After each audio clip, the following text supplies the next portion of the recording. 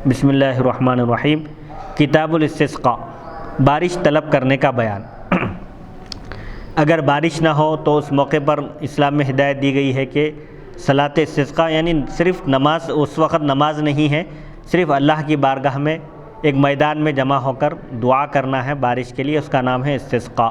یہ ابواب بارش طلب کرنے کے احکام کے بیان میں ہے۔ استسقاء کے معنی ہے پینے کا پانی طلب کرنا، یعنی شہروں اور بندوں پر بارش کے نزول یعنی بارش ہونے کو طلب کرنے کا نام استسقاء ہے۔ باب الاستسقاء و خروج النبی صلی اللہ علیہ وسلم فی الاستسقاء،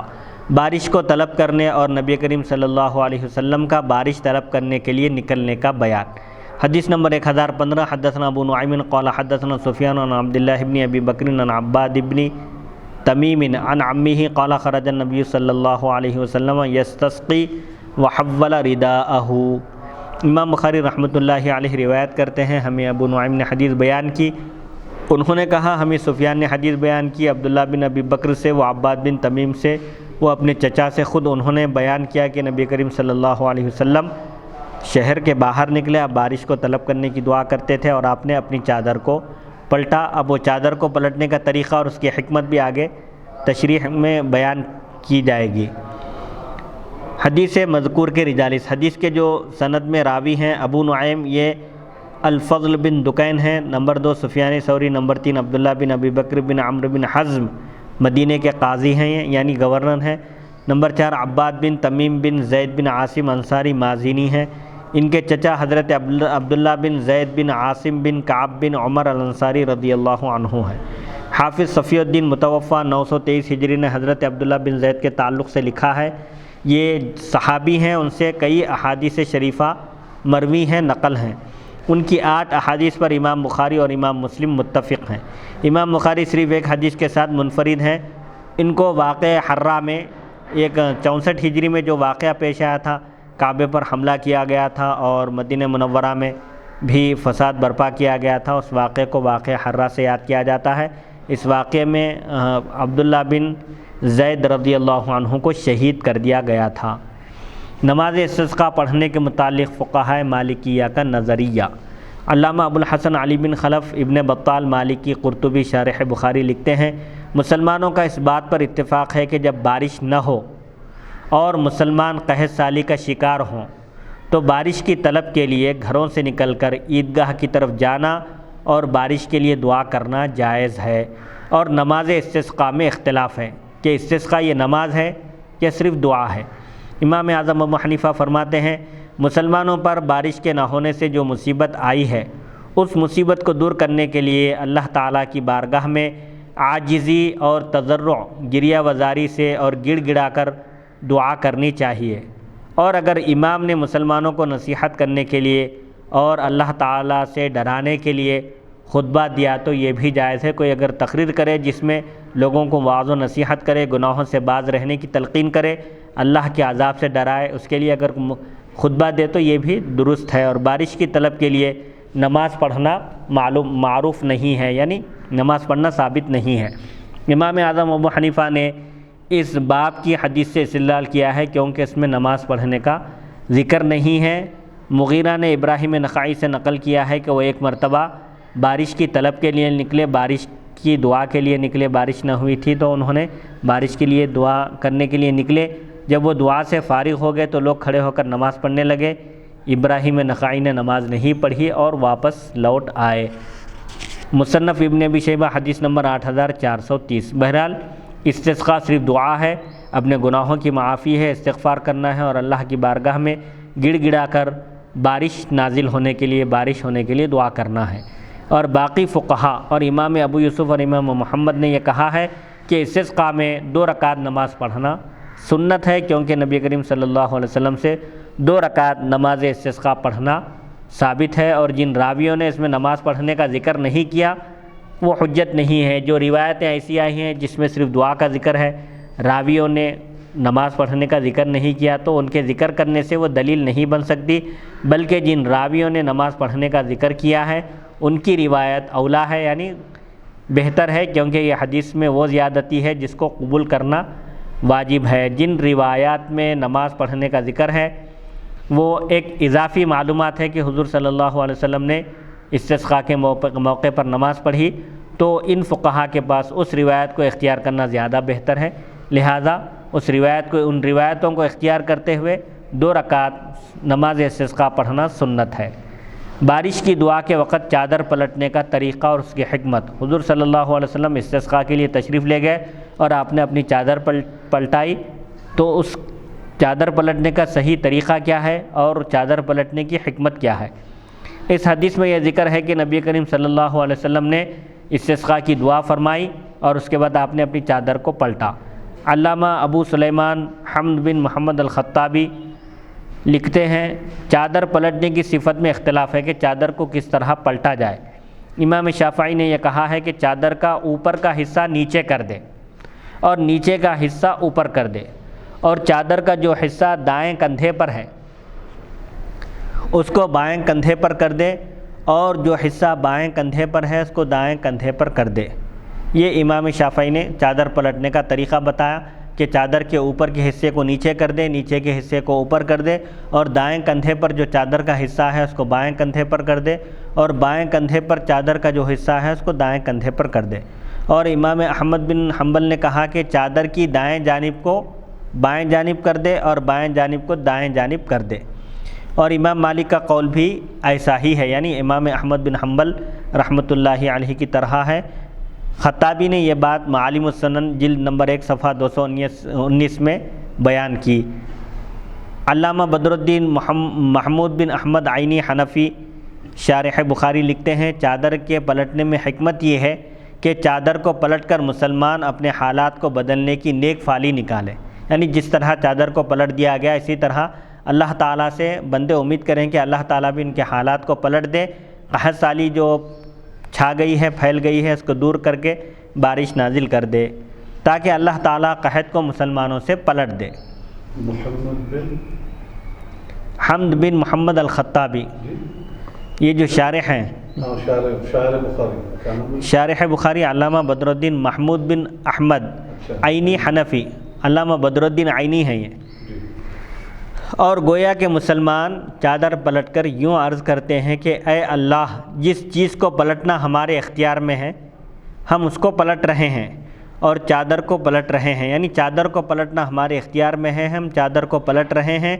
سو جس چیز کو پلٹنا ہمارے اختیار میں نہیں ہے، قحط سالی کو پلٹنا ہمارے اختیار میں نہیں ہے، یہ تیرے اختیار میں ہے، لہٰذا تو اس کو پلٹ دے، اور ہماری خشک سالی کو اور قحط کو بارش، زرخیزی اور خوشحالی سے بدل دے، اور ہم اپنے گناہوں سے توبہ کرتے ہیں اور معصیت اور گناہ آلو زندگی کو اطاعت اور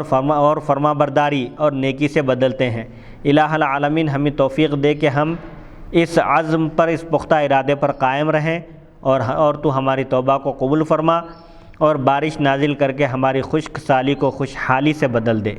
آمین۔ استسقاء میں باجماعت نماز کے متعلق فقہا کے مذاہب، جن فقہا کے پاس استسقاء نماز ہے، اب پھر اختلاف یہ ہے کہ کیا وہ نماز تنہا پڑھنا ہے یا جماعت کے ساتھ۔ اس حدیث سے امام اعظم ابو حنیفہ رحمۃ اللہ علیہ نے یہ استدلال کیا ہے کہ استسقاء صرف استغفار اور دعا ہے، استسقاء کا مطلب اپنے گناہوں کی معافی اور اللہ تعالیٰ سے طلب رحمت ہے، اور اس میں جماعت کے ساتھ نماز پڑھنا مسنون نہیں ہے، کیونکہ اس حدیث میں نماز کا ذکر نہیں ہے۔ صاحب ہدایہ نے ذکر کیا کہ اگر لوگ الگ الگ نماز پڑھیں پھر بھی جائز ہے، یعنی اگر لوگ تنہا 2 رکعت نماز پڑھ لیں تو جائز ہے، اور امام ابو یوسف اور امام محمد کے نزدیک سنت یہ ہے کہ امام 2 رکعت نماز جماعت کے ساتھ اس طرح پڑھائے جس طرح عید کی نماز پڑھی جاتی ہے۔ امام مالک، امام شافعی اور امام احمد رحمۃ اللہ علیہم کا بھی یہی قول ہے، یعنی امام عید کی نماز کی طرح 2 رکعت صلاۃ استسقاء پڑھائے جماعت کے ساتھ۔ المحیط میں، یعنی محیط سرخسی میں امام ابو یوسف رحمۃ اللہ علیہ کا قول امام اعظم ابو حنیفہ کے قول کے ساتھ ذکر کیا گیا، یعنی محیط سرخسی میں بیان کیا گیا کہ امام اعظم ابو حنیفہ اور امام ابو یوسف رحمۃ اللہ علیہما کا مسلک ایک ہے کہ استسقاء صرف استغفار اور دعا ہے، نماز نہیں ہے۔ علامہ نووی نے کہا کہ امام اعظم ابو حنیفہ کے سوا کسی نے یہ نہیں کہا کہ استسقاء میں جماعت کے ساتھ نماز سنت نہیں ہے۔ علامہ عینی فرماتے ہیں میں کہتا ہوں کہ یہ صحیح نہیں ہے، کیونکہ ابراہیم نخعی نے بھی امام اعظم ابو حنیفہ رحمۃ اللہ علیہ کے قول کی طرح کہا ہے، یعنی ابراہیم نخعی رحمۃ اللہ علیہ کے پاس بھی استسقاء صرف استغفار اور دعا ہے، نماز نہیں ہے۔ چادر کو پلٹنے کا وقت ہمارے نزدیک خطبے کے شروع میں ہے۔ امام مالک اور امام شافعی کے پاس دونوں خطبوں کے بعد امام چادر کو پلٹے۔ استسقاء میں نماز نہ پڑھنے کے متعلق صحابہ کرام، فقہاء تابعین کے آثار، امام اعظم ابو حنیفہ رحمۃ اللہ علیہ کے مسلک کے دلائل بیان کر رہے ہیں کہ استسقاء صرف استغفار اور دعا ہے، اس میں نماز نہیں ہے۔ ابو مروان اسلمی اپنے والد سے روایت کرتے ہیں کہ ہم حضرت عمر بن خطاب رضی اللہ عنہ کے ساتھ بارش طلب کر رہے تھے، حضرت عمر نے استغفار کرنے پر کسی چیز کا اضافہ نہیں کیا۔ مصنف ابن ابی شیبہ حدیث نمبر 8438، یعنی حضرت عمر رضی اللہ عنہ استسقاء کے لیے تشریف لے گئے، آپ نے استغفار کے سوا اور کچھ نہیں کیا، یعنی وہاں پر آپ نے طلب رحمت، بارش کے نزول کی طلب جب کی تو آپ نے وہاں اللہ کی بارگاہ میں استغفار کیا، آپ نے نماز نہیں پڑھی۔ شعبی بیان کرتے ہیں کہ حضرت عمر بن خطاب رضی اللہ عنہ بارش کو طلب کرنے کے لیے نکلے، بس انہوں نے یہ آیت پڑھی، اعوذ باللہ من الشیطان الرجیم، استغفروا ربکم انہ کان غفارا یرسل السماء علیکم مدرارا ویمددکم باموال وبنین ویجعل لکم جنات ویجعل لکم انہارا۔ تم اپنے رب سے مغفرت طلب کرو، اپنے گناہوں کی معافی چاہو، بے شک وہ بہت بخشنے والا، گناہوں کو معاف فرمانے والا ہے۔ وہ تم پر، یعنی اگر تم استغفار کرو گے، اپنے گناہوں کی مغفرت طلب کرو گے تو وہ تم پر آسمان سے موسلا دھار بارش، زبردست بارش بھیجے گا، اور تمہارے مال اور تمہاری مال اور بیٹوں سے مدد فرمائے گا، اور وہ تمہارے لیے بارش سے باغات اگائے گا اور تمہارے لیے نہریں جاری کر دے گا۔ یہ آیت پڑھ کر حضرت عمر رضی اللہ عنہ ممبر سے اتر گئے، پس لوگوں نے کہا، اے امیر المؤمنین، کاش آپ بارش کی دعا کرتے۔ تو حضرت عمر نے فرمایا، میں نے آسمان کے ان آلات سے بارش طلب کیا ہے جن سے بارش نازل کی جاتی ہے، یعنی قرآن مجید میں بارش کا جو ذکر کیا گیا استغفار کے ساتھ ہے کہ اگر تم استغفار کرو گے، اپنے گناہوں کا اعتراف کرو گے، اللہ کی بارگاہ میں اقرار کرو گے اور اپنے گناہوں کی معافی چاہو گے تو اللہ تعالیٰ زبردست بارش نازل کرے گا، اور اس بارش کے ذریعے تمہارے تمام مسائل بھی حل ہوں گے۔ مصنف ابن ابی شیبہ حدیث نمبر 8429، اسلم عجلی بیان کرتے ہیں، ایک مرتبہ لوگ بارش کی طلب کے لیے نکلے، ابراہیم بھی ان کے ساتھ تھے۔ جب لوگ دعا سے فارغ ہوئے تو وہ نماز پڑھنے لگے، یعنی لوگ دعا کیے، بارش طلب کیے، اللہ کی بارگاہ میں گڑ گڑا کر انہوں نے دعا کی، اس کے بعد پھر وہ نماز پڑھنے لگے، لیکن ابراہیم نخعی نے نماز ادا نہیں کی، واپس آ گئے اور انہوں نے ان کے ساتھ، یعنی لوگوں کے ساتھ نماز نہیں پڑھی۔ مغیرہ بیان کرتے ہیں کہ ابراہیم ان کے ساتھ بارش طلب کرنے کے لیے گئے، مغیرہ نے نماز پڑھی، ابراہیم نے جب ان کو نماز پڑھتے ہوئے دیکھا تو واپس آ گئے۔ بہرحال ابراہیم نخعی فقیہ ہیں، تابعی ہیں، اپنے وقت کے مشہور عالم دین ہیں، ان کے بھی عمل سے ثابت ہے کہ استسقاء صرف استغفار اور دعا ہے۔ نماز استسقاء کے متعلق امام اعظم ابو حنیفہ کے موقف کی وضاحت۔ امام اعظم ابو حنیفہ نے سورہ نوح آیت نمبر 11 سے استدلال کیا ہے، دلیل پیش کی کہ بارش کو طلب کرنے کے لیے اصل یہ ہے کہ اللہ تعالیٰ سے اپنے گناہوں کی معافی طلب کی جائے، کیونکہ بندوں کے گناہوں کی وجہ سے اللہ تعالیٰ ان سے بارش کو روک لیتا ہے، اور جب وہ بندے اپنے گناہوں کی معافی مانگ لیں گے تو اللہ تعالیٰ ان پر موسلا دھار بارش، یعنی زبردست بارش نازل فرمائے دے گا۔ اور ان احادیث سے آپ نے استدلال کیا، دلیل پیش کی کہ جب نبی کریم صلی اللہ علیہ وسلم خطبہ جمعہ کے دوران، جمعہ کا خطبہ دینے کے درمیان ایک اعرابی نے بارش کے لیے دعا کی درخواست کی، جب انہوں نے درخواست کی تو آپ صلی اللہ علیہ وسلم نے صرف بارش کے نزول کی دعا کی اور باجماعت نماز استسقاء نہیں پڑھی، اسی وقت بارش ہو گئی، اور اگلے جمعہ تک اس بارش کا سلسلہ جاری رہا، بارش ہوتی رہی اور تمام ندی نالے بھر گئے اور جل تھل ہو گیا۔ تو اس روایت سے بھی یہ ثابت ہے کہ رسول اللہ صلی اللہ علیہ وسلم نے بارش کے لیے صرف دعا کی اور نماز استسقاء نہیں پڑھائی۔ اس کے علاوہ دیگر احادیث میں بھی یہ صراحت ہے کہ رسول اللہ صلی اللہ علیہ وسلم نے بارش طلب کرنے کے لیے اللہ کی بارگاہ میں صرف دعا کی اور آپ نے جماعت کے ساتھ نماز استسقاء نہیں پڑھائی۔ اسی لیے امام اعظم ابو حنیفہ رحمۃ اللہ علیہ کے پاس بارش طلب کرنے کے لیے نماز استسقاء پڑھنا سنت لازمہ نہیں ہے، لازم صرف دعا اور استغفار کرنا ہے۔ البتہ نماز استسقاء پڑھنا سنت مشروعہ ہے، یعنی سنت ہے، جیسا کہ اس باب کی احادیث میں انشاءاللہ عن قریب آئے گا۔ باب نمبر 2، باب دعاء النبی صلی اللہ علیہ وسلم اجعلها علیہم سنین کا سنی یوسف۔ نبی کریم صلی اللہ علیہ وسلم کی کفار کے متعلق یہ دعا، اے اللہ ان پر ایسے سال مقرر فرما جیسے حضرت یوسف علیہ السلام کے زمانے میں کفار پر مقرر کیے گئے تھے، یعنی جس طرح حضرت یوسف علیہ السلام کے زمانے میں کفار پر شدت ڈالی گئی تھی، مصیبت ڈالی گئی تھی اور ان سے بارش روک لی تھی اور ان پر قحط نازل کیا تھا، ایسی شدت اس زمانے کے کافروں پر بھی نازل فرما۔ پھر جب کفار کے خلاف دعائے ضرر کا ذکر کیا، بد دعا کا ذکر کیا، تو مسلمانوں کے حق میں دعائے خیر کا بھی ذکر فرمایا۔ حدیث نمبر 1006، حدثنا قتیبۃ قال حدثنا مغیرۃ بن عبد الرحمن عن ابی الزناد عن الاعرج عن ابی ہریرہ ان النبی صلی اللہ علیہ وسلم کان اذا رفع رأسه من الرکعۃ الآخرۃ یقول اللهم انجی عیاش بن ابی ربیعۃ اللهم انجی سلمۃ بن ہشام اللهم انجی الولید بن الولید اللهم انجی المستضعفین من المؤمنین اللهم اشدد وطأتک علی مضر اللهم اجعلها سنین کسنی یوسف۔ ان النبی صلی اللہ علیہ وسلم قال غفار غفر اللہ لها واسلم سالمها اللہ۔ قال ابن ابی الزناد عن ابیہ ھذا کلہ فی الصبح۔ امام بخاری رحمۃ اللہ علیہ روایت کرتے ہیں، ہمیں قتیبہ نے حدیث بیان کی، انہوں نے کہا ہمیں مغیرہ بن عبد الرحمن نے حدیث بیان کی ابو الزناد سے، انہوں نے اعرج سے، انہوں نے حضرت ابو ہریرہ رضی اللہ عنہ سے کہ نبی کریم صلی اللہ علیہ وسلم جب آخری رکوع یعنی آخری رکعت سے سر اٹھاتے تو یہ دعا کرتے، اے اللہ عیاش بن ابی ربیعہ کو نجات دے، اے اللہ سلمہ بن ہشام کو نجات دے، اے اللہ ولید بن ولید کو نجات دے، اے اللہ کمزور مومنوں کو نجات دے، اے اللہ قبیلہ مضر پر اپنی گرفت کو سخت فرما، اے اللہ ان پر ایسے سال مسلط کر دے جیسے یوسف علیہ السلام کے زمانے میں قحط کے سال تھے۔ اور نبی کریم صلی اللہ علیہ وسلم نے اہل ایمان کے حق میں دعا کی، اے اللہ قبیلہ غفار کی مغفرت فرما دے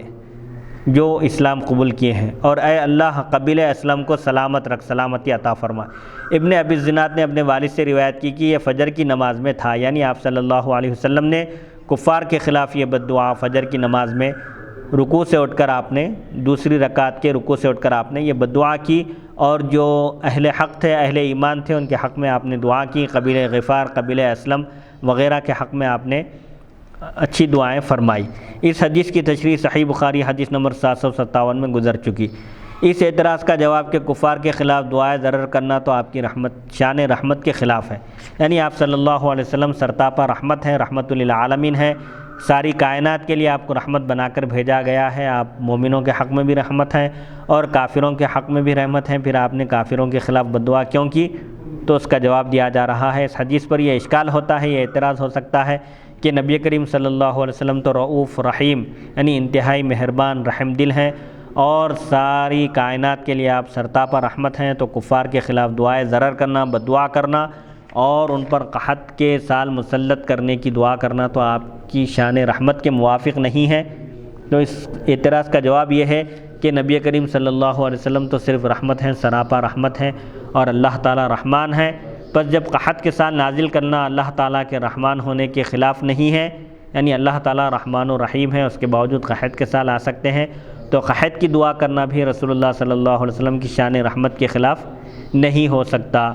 دوسرا جواب یہ ہے کہ کسی کو نعمت دینا بھی اس پر رحمت ہے، اور کسی کو نعمت کا سبب فراہم کر دینا بھی اس پر رحمت ہے۔ جن تمام کافروں کے لیے آپ نے بد دعا کی، ان سب کو پہلے آپ نے جنت کی طرف اور اللہ تعالیٰ کی دائمی نعمتوں کی طرف بلایا، اور مکہ مکرمہ میں مسلسل 13 سال اعلان نبوت کے بعد مسلسل 13 سال ان کو اللہ تعالیٰ کی دائمی نعمتوں اور اس کی رحمت اور رضوان، اس کی خوشنودی کی طرف بلاتے رہے، لیکن وہ اپنی سرکشی، تکبر اور عناد میں غرق رہے، ڈوبے رہے، وہ سرکشی پر مصر رہے اور رسول اللہ صلی اللہ علیہ وسلم کی دعوت کو قبول نہیں کیا، اور انہوں نے مسلمانوں کو اپنی مدد کے لیے اور دین سیکھنے کے لیے بلایا اور ان کو شہید کر دیا۔ تب رسول اللہ صلی اللہ علیہ وسلم نے ان کے خلاف بد دعا کی، کیونکہ آپ نے نور نبوت سے جان لیا تھا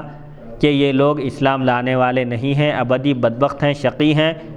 اسی لیے آپ نے ان کے خلاف بد دعا کی۔ بس جیسے کوئی شخص سورج کے سامنے آنکھیں بند کر لے تو وہ یہ نہیں کہہ سکتا کہ سورج مجھے روشنی نہیں پہنچا رہا ہے، اسی طرح ان لوگوں نے آپ کی نعمتوں اور رحمت سے اپنا حصہ لینے سے انکار کر دیا، سو اب یہ لوگ یہ نہیں کہہ سکتے کہ ہمیں آپ کی رحمت سے کوئی حصہ نہیں ملا۔ حدیث نمبر 1007 حدثنا عثمان بن ابی شیبۃ قال حدثنا جریر عن منصور عن ابی الضحى عن مسروق قال كنا عند عبد الله فقال ان النبي صلی اللہ علیہ وسلم لما راى من الناس ادبارا قال اللهم سبعا كسبع يوسف فاخذتهم سنة حصت كل شيء حتى اكلوا الجلود والميتة والجيف وينظر احدهم الى السماء فيرى الدخان من الجوع فاتاه ابو سفيان فقال يا محمد انك تأمر بطاعة الله وبصلة الرحم وان قومك قد هلكوا فادعوا الله لهم قال الله تعالى فارتقب يوم تأتي السماء بدخان مبين الى قوله عائد يوم نبطش البطشة الكبرى فالبطشة يوم بدر وقد مضت الدخان والبطشة واللزام وآية الروم۔ امام بخاری رحمۃ اللہ علیہ روایت کرتے ہیں، ہمیں عثمان بن ابی شیبہ نے حدیث بیان کی، انہوں نے کہا ہمیں جریر نے حدیث بیان کی منصور سے، وہ ابو الضحیٰ سے، وہ مسروق مشہور تابعی ہیں، مسروق سے انہوں نے بیان کیا کہ ہم حضرت عبداللہ بن مسعود رضی اللہ عنہ کے پاس بیٹھے ہوئے تھے، انہوں نے بتایا کہ جب نبی کریم صلی اللہ علیہ وسلم نے لوگوں کی اسلام سے روگردانی دیکھی، یعنی جب نبی کریم صلی اللہ علیہ وسلم نے دیکھا کہ لوگوں کو نصیحت کرنے کے باوجود، اسلام کی دعوت دیے جانے کے باوجود انہوں نے اسلام کی دعوت قبول نہیں کی، اس سے رخ پھیر لیا،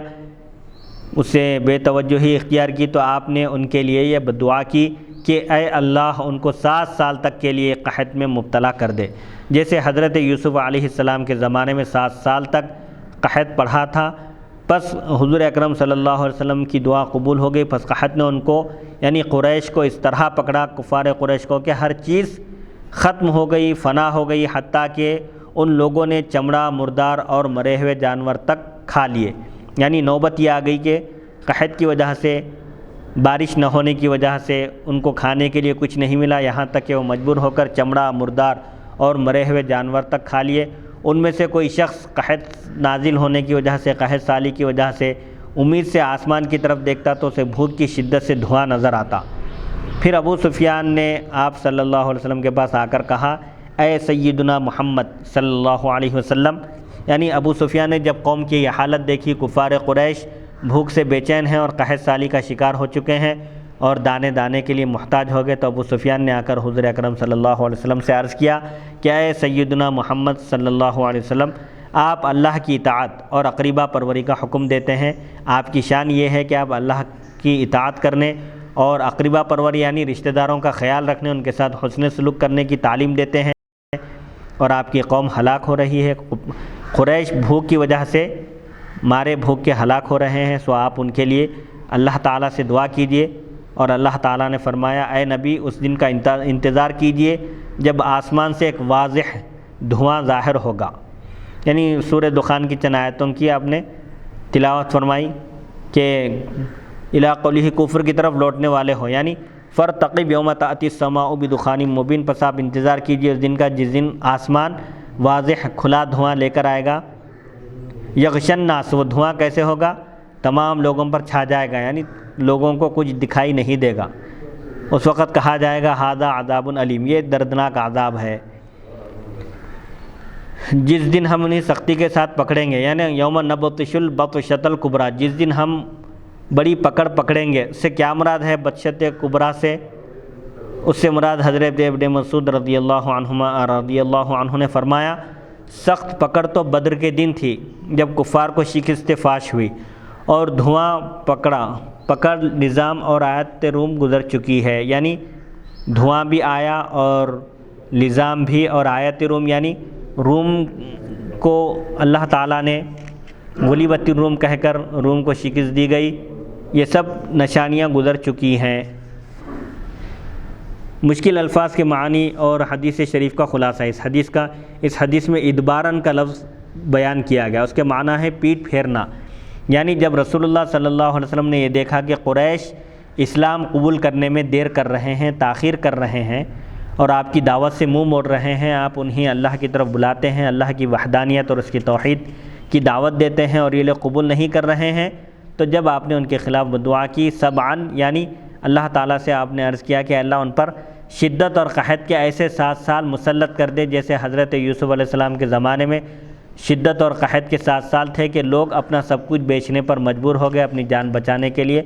جیسے وہ لوگ قحط سالی کا شکار ہو گئے تھے، 7 سال تک اس میں مبتلا رہے، ایسے ہی تو قریش کو بھی، قریش کے کفار کو سخت ترین قحط میں مبتلا کر دے۔ حسد کل شیء کا ایک لفظ آیا، یعنی زمین کا سبزہ اور اس کی پیداوار جڑ سے اکھڑ گئی اور خالی زمین نظر آنے لگی، یعنی ایسا قحط نازل ہوا کہ کسی بھی طرف ہریالی نہیں تھی، کھیتی باڑی سب ختم ہو گئی، سب اجڑ گئی اور لوگ سخت ترین قحط کا شکار ہو گئے۔ الجیف، یہ الجیفہ کی جمع ہے، اس کے معنی ہے مردے کا جسم، یعنی لوگ قحط سالی کا شکار ہو کر ہڈیوں اور چمڑوں اور مردار جانور کھانے پر مجبور ہو گئے، مرے ہوئے جانور اور چمڑا اور مردار تک کھا لیے۔ سورہ دخان آیت نمبر 12 میں ذکر ہے کہ قیامت کے دن لوگوں کے پاس ایسا دھواں آئے گا جس سے عام لوگوں کا دم گھٹ جائے گا اور مومنوں کی ایسی حالت ہو جائے گی جیسے زکام میں ہوتی ہے، یعنی مومنوں کو اس سے ضرر نہیں ہوگا، نقصان نہیں ہوگا، معمولی زکام جیسے ہوتا ہے ایسے وہ گزر جائے گا۔ یہ دھواں مشرق اور مغرب کو بھر دے گا، یعنی یہ دھواں اتنا عام ہوگا، اتنا چھا جائے گا کہ مشرق اور مغرب ڈھک جائیں گے اور 40 دن تک یہ دھواں رہے گا۔ اس دھوئیں سے کافر بے ہوش ہو جائیں گے اور ان کے نتھنوں یعنی ناک کے سوراخوں، کانوں اور مقعد سے دھواں خارج ہوگا اور مومنوں کو زکام کی سی کیفیت ہوگی۔ اس دھوئیں کے متعلق 2 قول ہے کہ کیا یہ دھواں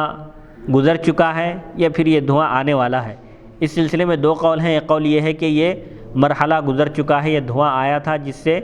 کافروں کو گھٹن ہونے لگی، اور دوسرا قول یہ ہے کہ یہ ان علامات میں سے ہے جو قرب قیامت میں ظاہر ہوں گی۔ محدثین اس حدیث شریف کی شرح میں کہتے ہیں کہ یہ اس دھوئیں کا آنا قرب قیامت کی ایک نشانی ہے، جب قیامت قریب ہوگی، قیامت کا واقع ہونا جب یقینی ہوگا اس وقت یہ دھواں آئے گا اور مشرق اور مغرب اس دھوئیں سے ڈھک جائیں گے اور کفار کا اس دھوئیں سے دم گھٹ جائے گا۔ اللزام، اس کی تفسیر میں اختلاف ہے۔ اس حدیث شریف میں جو ذکر ہے بطشہ کا، دخان کا اور لزام کا اور آیت روم کا، تو ایک ایک کی تشریح کرتے ہوئے کہتے ہیں دخان کا ذکر، دخان گزر چکا ہے۔ اس سلسلے میں محدثین کے 2 قول ہیں کہ دخان آیا تھا، دھواں آیا تھا یا پھر قیامت کے قریب آئے گا۔ اور دوسری چیز بطشہ سے مراد بدر کے دن جو کفار کو شکست فاش ہوئی تھی اور کفار مغلوب ہو گئے تھے، وہ مراد ہے۔ اور تیسرا لزام، اس کی تفسیر میں اختلاف ہے۔ امام ابن ابی حاتم نے کہا اس سے مراد غزوہ بدر میں کفار کو قتل کرنا ہے۔ علامہ قرطبی نے کہا البطشہ اور لزام کے معنی، بطشہ اور لزام کے معنی ایک ہی ہے۔ حسن بصری نے فرمایا لزام سے مراد قیامت کا دن ہے۔ ایک قول یہ ہے کہ تمہارے گناہ تم پر لازم رہیں گے، جو گناہ کرے گا اس کو اس کے گناہ کی سزا ملے گی۔ مسروق نے حضرت ابن مسعود رضی اللہ عنہ سے یہ روایت کی ہے کہ 5 چیزیں گزر چکی ہیں۔ وہ 5 چیزیں کیا ہیں؟ دخان، دھواں اور لزام یعنی بدر کے دن جو کفار کو قتل کر دیا گیا، تیسرے روم کی شکست، چوتھے بطشہ، اور 5واں قمر یعنی اقتربت الساعۃ وانشق القمر، جو سورہ قمر کی پہلی آیت ہے کہ قیامت قریب ہو گئی اور چاند 2 ٹکڑے ہو گیا، تو یہ چاند کا واقعہ بھی پیش آیا۔ آیت الروم، یہ روم کی نشانی کیا ہے؟ اس کی تفسیر یہ ہے کہ جب فارس اور روم میں جنگ ہوئی، جب یہ 2 ملکوں کے درمیان جنگ ہوئی تو مسلمان یہ پسند کرتے تھے، یہ چاہتے تھے کہ رومی فارس پر غالب ہوں، کیونکہ رومی اہل کتاب تھے، اور کفار یہ پسند کرتے تھے کہ فارس رومیوں پر غالب ہوں، کیونکہ فارس یعنی ملک فارس کے رہنے والے مجوسی تھے، آتش پرست تھے، آگ کی پوجا کرنے والے تھے اور کفار بت پرست تھے۔ پھر حضرت ابوبکر اور ابو جہل نے باہم آپس میں شرط لگائی اور انہوں نے آپس میں 7 سال کی مدت طے کی۔ قرآن مجید میں اللہ تعالیٰ کا ارشاد ہے اعوذ باللہ من الشیطان الرجیم غلبت الروم فی ادنی الارض وهم من بعد غلبهم سیغلبون فی بضع سنین، یعنی روم اور فارس کے درمیان جب جنگ ہوئی تو مسلمان یہ چاہتے تھے کہ رومی غالب آ جائیں، کیونکہ رومیوں کی اکثریت اہل کتاب تھی، وہ تورات اور انجیل کو ماننے والے تھے، اللہ کی وحدانیت پر یقین رکھنے والے تھے، اور فارس کے لوگ اللہ کو ماننے والے نہیں تھے، کافر تھے، بتوں کی عبادت اور آگ کی پوجا کرنے والے تھے۔ اسی لیے حضرت ابوبکر اور ابو جہل نے آپس میں شرط لگائی۔ حضرت ابوبکر نے فرمایا کہ روم غالب آئے گا اور 7 سال کی انہوں نے مدت طے کی، تو اللہ تعالیٰ قرآن پاک میں فرماتا ہے رومی مغلوب ہو گئے ہیں، نزدیک کی زمین پر، اور وہ مغلوب ہونے کے بعد، یعنی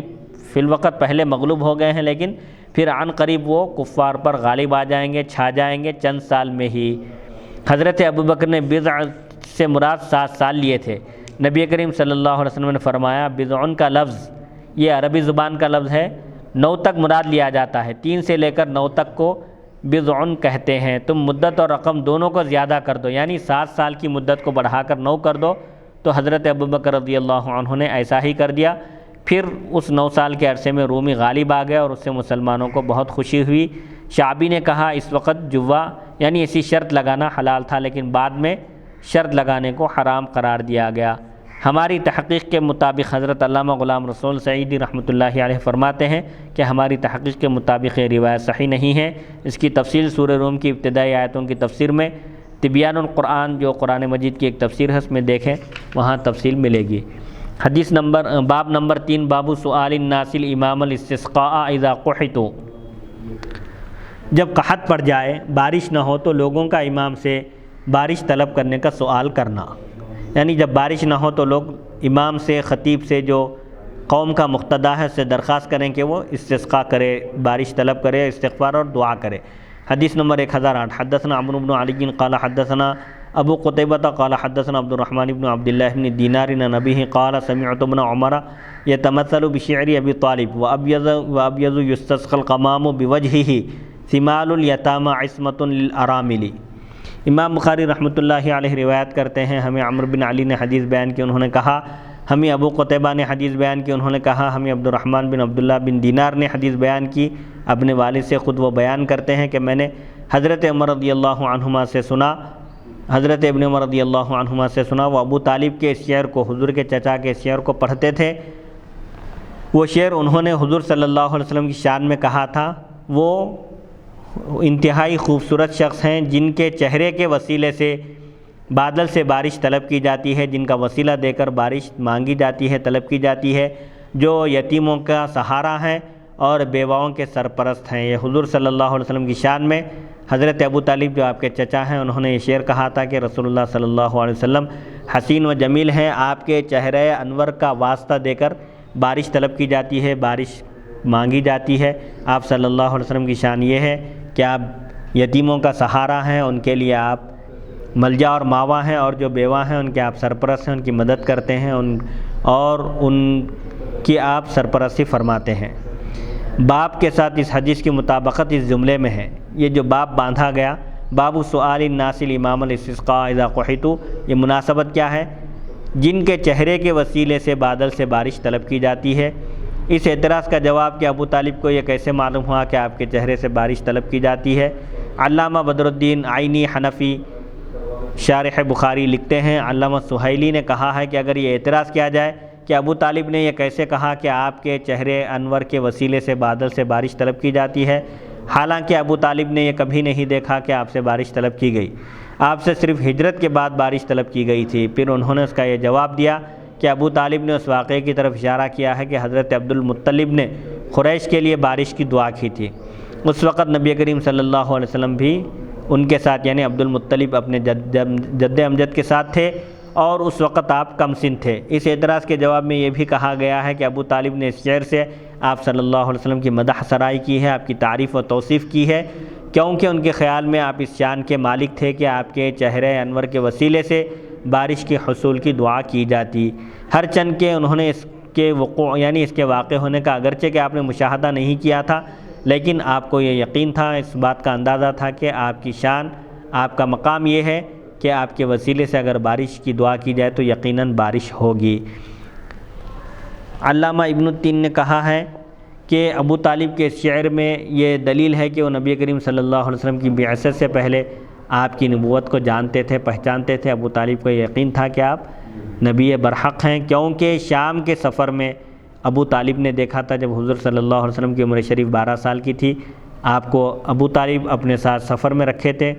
ملک شام کی طرف کا آپ نے تجارت کے لیے سفر کیا تھا۔ راستے میں ایک مقام پر رکھے، بحیرہ راہب، ایک راہب تھا جس کا نام بحیرہ تھا، اس نے آپ کے متعلق پیشن گوئی کی تھی، لیکن اس جواب پر یہ اعتراض ہے کہ امام ابو اسحاق نے یہ کہا ہے کہ ابو طالب نے یہ شعر آپ کی بعثت کے بعد کہا تھا۔ علامہ عینی فرماتے ہیں کہ اس اعتراض کا جواب یہ ہے کہ جب ابو طالب کو آپ کی بعثت سے پہلے بحیرہ راہب کی پیشن گوئی سے معلوم ہو چکا تھا کہ آپ نبی بنائے جانے والے ہیں، تو انہوں نے آپ کی بعثت کے بعد یہ شعر کہا، تو اس میں کون سا استبعاد ہے، یہ کون سی بعید بات ہے؟ بہرحال ترمذی شریف کی روایت میں بھی ہے، بحیرہ راہب نے حضور صلی اللہ علیہ وسلم کا ہاتھ پکڑ کر کہا تھا کہ آپ رب العالمین کے رسول ہیں، آپ سید العالمین ہیں، اور بحیرہ راہب نے پیشن گوئی کر دی تھی کہ یہ نبی آخر الزماں ہیں، نبی برحق ہیں، اور یہودی ان کے دشمن ہیں۔ انہوں نے ابو طالب کو مشورہ بھی دیا تھا کہ آپ اپنے اس بھتیجے کو لے کر ملک شام کی طرف نہ جائیں، واپس ہو جائیں، کیونکہ یہودیوں کو اگر معلوم ہو جائے کہ یہ نبی آخر الزماں ہیں تو وہ بدبخت آپ صلی اللہ علیہ وسلم کو شہید کر دیں گے۔ حدیث نمبر 1009 وقال عمر بن حمزة حدثنا سالم عن نبيه ربما ذكرت قول الشاعر وانا انظر الى وجه النبي صلى الله عليه وسلم يستسقي فما ينزل حتى يجيش كل ميزاب وابيض يستسقى الغمام بوجهه ثمال اليتامى عصمة للارامل وهو قول ابي طالب۔ اور عمر بن حمزہ نے کہا، ہمیں سالم نے حدیث بیان کی اپنے والد سے، خود انہوں نے کہا بسا اوقات مجھے شاعر کا یہ قول یاد آتا جب میں نبی کریم صلی اللہ علیہ وسلم کے چہرے انور کی طرف دیکھتا، آپ بارش طلب کرتے ہیں، یعنی آپ کو بارش طلب کرتے وقت آپ کے چہرے انور کی طرف دیکھتا، ابھی آپ ممبر سے نہیں اترتے تھے، یہاں تک کہ ہر پرنالہ دور و شور سے بہہ رہا ہوتا تھا۔ یعنی آپ کی شان یہ تھی کہ آپ استسقاء کے لیے جب اللہ کی بارگاہ میں ہاتھ اٹھاتے اور دعا کرتے، ابھی آپ دعا کر کے فارغ ہو کر ممبر سے اترتے بھی نہیں تھے، اس قدر بارش ہوتی تھی کہ پرنالوں سے پانی بہتا تھا۔ وہ شعر کیا تھا جو حضرت ابن عمر رضی اللہ عنہما فرماتے ہیں کہ وہ شعر مجھے یاد آتا ہے؟ وہ شعر یہ ہے جو ابو طالب نے حضور صلی اللہ علیہ وسلم کی شان میں کہا کہ آپ حسین و جمیل ہیں، آپ کے چہرے انور کے وسیلے سے بادل سے بارش طلب کی جاتی ہے، آپ یتیموں کا سہارا ہیں، ان کا ملجا اور ماوا ہیں، اور بیواؤں کے سرپرست ہیں۔ اور یہ حضرت ابو طالب کا شعر ہے۔ اس حدیث کی تشریح گزشتہ حدیث نمبر 1008 میں گزر چکی۔ حدیث نمبر 1010 حدثنا الحسن بن محمد قال حدثنا محمد بن عبد الله الانصاری قال حدثني ابی عبد الله بن المثنى عن ثمامة بن عبد الله بن انس عن انس ان عمر بن الخطاب رضی اللہ تعالی عنہ كان اذا قحط استسقى بالعباس بن عبد المطلب فقال اللهم انا كنا نتوسل اليك بنبينا فتسقينا وانا نتوسل اليك بعم نبينا فاسقنا قال فيسقون۔ امام بخاری رحمۃ اللہ علیہ روایت کرتے ہیں، ہمیں الحسن بن محمد نے حدیث بیان کی، انہوں نے کہا ہمیں محمد بن عبداللہ انصاری نے حدیث بیان کی، انہوں نے کہا مجھے میرے والد عبداللہ بن مسنہ نے حدیث بیان کی ثمامہ بن عبداللہ بن انس سے، وہ حضرت انس رضی اللہ عنہ سے کہ جب لوگوں پر قحط پڑتا، جب لوگ قحط سالی کا شکار ہوتے تو حضرت عمر بن خطاب رضی اللہ عنہ حضرت عباس بن عبد المطلب کے وسیلے سے بارش طلب کی۔ یعنی حضرت عمر رضی اللہ عنہ کے دور خلافت میں جب قحط پڑھا تو انہوں نے حضور صلی اللہ علیہ وسلم کے چچا حضرت عباس بن عبد المطلب کے وسیلے سے بارش طلب کی، استسقاء کیا اور یہ دعا کی، اے اللہ ہم تیری طرف یعنی تیری بارگاہ میں اپنے نبی کے وسیلے سے دعا کرتے تھے تو تو ہم پر بارش نازل فرماتا تھا، اور اب ہم تیری بارگاہ میں اپنے نبی کریم صلی اللہ علیہ وسلم کے چچا کے وسیلے کو پیش کر رہے ہیں، چچا کو وسیلہ بنا کر پیش کر رہے ہیں، لہذا تو ہم پر بارش نازل فرما۔ جب آپ یہ دعا کرتے تو ان پر بارش نازل ہوتی تھی۔ رسول اللہ صلی اللہ علیہ وسلم اور دیگر ذوات قدسیہ کے وسیلے کا جواز۔ اس حدیث سے معلوم ہوتا ہے کہ نبی کریم صلی اللہ علیہ وسلم کے علاوہ دیگر بزرگان دین کا بھی وسیلہ لیا جا سکتا ہے۔ حافظ شہاب الدین احمد بن علی بن حجر عسقلانی لکھتے ہیں، امام بیہقی نے دلائل النبوہ میں حضرت انس رضی اللہ عنہ سے روایت کی، ایک اعرابی نبی کریم صلی اللہ علیہ وسلم کے پاس حاضر ہوئے اور عرض کیا، یا رسول اللہ صلی اللہ علیہ وسلم، ہم آپ کے پاس آئے ہیں، ہم آپ کی بارگاہ میں حاضر ہوئے ہیں، ہمارے اونٹ بھوک سے بلبلا رہے ہیں اور بچے بھوک سے رو رہے ہیں۔ پھر انہوں نے یہ شعر پڑھا، وَلَيْسَ لَنَا إِلَّا إِلَيْكَ فِرَارُنَا وَأَيْنَ فِرَارُ النَّاسِ إِلَّا إِلَى الرُّسُلِ۔ ہم بھاگ کر صرف آپ کے پاس ہی آ سکتے ہیں، آپ کی ہی بارگاہ میں آ سکتے ہیں، اور لوگ بھاگ کر صرف رسولوں کے پاس ہی آ سکتے ہیں۔ یعنی لوگ اللہ کے مقدس اور برگزیدہ پیغمبروں کی بارگاہ میں حاضر ہوتے ہیں اللہ کی رحمت طلب کرنے کے لیے۔ جب ان پر کوئی مصیبت آتی ہے تو وہ اللہ کے مقرب بندوں کو اللہ کی بارگاہ میں وسیلہ بنا کر دعا کرتے ہیں، جن کی برکت سے وہ مصیبتیں ٹل جاتی ہیں۔ امام عبدالرزاق نے حضرت ابن عباس رضی اللہ عنہما سے روایت کی کہ حضرت عمر نے عیدگاہ میں نماز پڑھائی، پھر حضرت عباس سے کہا آپ کھڑے ہو کر بارش کی طلب کے لیے دعا کریں۔ پھر حضرت عباس رضی اللہ عنہ نے کھڑے ہو کر دعا کی، استسقاء کی، بارش طلب کی۔ امام ابن ابی شیبہ نے صحیح سند کے ساتھ مالک داری سے روایت کی ہے کہ حضرت عمر رضی اللہ عنہ کے دور خلافت میں لوگ قحط سالی کا شکار ہو گئے، قحط پڑ گیا۔ پس ایک شخص نے نبی کریم صلی اللہ علیہ وسلم کی مزار مبارک پر حاضر ہوا اور عرض کیا یا رسول اللہ اپنی امت کے لیے بارش طلب کیجئے کیونکہ وہ ہلاک ہو رہے ہیں، بارش کے نہ ہونے کی وجہ سے وہ قحط سالی کا شکار ہو کر ہلاک ہو رہے ہیں۔ پھر اس شخص سے خواب میں یہ کہا گیا، جس شخص نے حضور کے روضے پر حاضر ہو کر دعا کی تھی، درخواست کی تھی اپنی امت کے لیے بارش طلب کرنے کی، اس شخص کے خواب میں کہا گیا کہ تم عمر کے پاس جاؤ۔ سیف نے فتوح میں ذکر کیا کہ جس شخص نے یہ خواب دیکھا تھا وہ حضرت بلال بن حارث مزنی رضی اللہ عنہ تھے جو جلیل القدر صحابی ہیں۔ زبیر بن بکار نے انصاب میں اس واقعے کو اپنی سند سے روایت کیا اور بتایا کہ کس وقت حضرت عمر بن خطاب نے حضرت عباس رضی اللہ عنہ کے وسیلے سے دعا کی تھی۔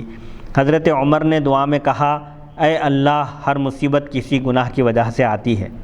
اور ہر مصیبت صرف توبہ سے دور ہوتی ہے، اور یہ قوم اس مصیبت میں میرے پاس آئی ہے کیونکہ ان کو معلوم ہے کہ میرا تیرے نبی کے نزدیک کیا مقام تھا، اور ہم نے تیری طرف اپنے گناہگار ہم نے تیری بارگاہ میں اپنے گناہگار ہاتھ اٹھائے ہوئے ہیں اور توبہ کے ساتھ اپنی پیشانیاں تیرے حضور جھکائی ہوئی ہیں، تو ہم پر بارش نازل فرما۔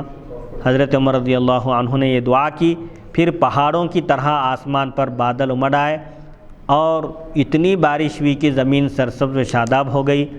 پھر سے کھیتی لہلہانے لگی اور لوگ خوشحال ہو گئے۔ زید بن اسلم نے حضرت ابن عمر رضی اللہ عنہما سے روایت کی کہ قحط کے سال میں حضرت عمر رضی اللہ عنہ نے حضرت عباس رضی اللہ عنہ کے وسیلے سے دعا کی، اور حضرت عمر نے خطبے میں کہا رسول اللہ صلی اللہ علیہ وسلم اپنے چچا حضرت عباس کا اس طرح احترام کرتے تھے جس طرح اولاد اپنے والد کا احترام کرتی ہے۔ پس اے لوگو رسول اللہ صلی اللہ علیہ وسلم کے ام محترم اور مقدس چچا کے بارے میں آپ کی اقتداء کرو اور ان کو اللہ تعالیٰ کے پاس وسیلہ بناؤ۔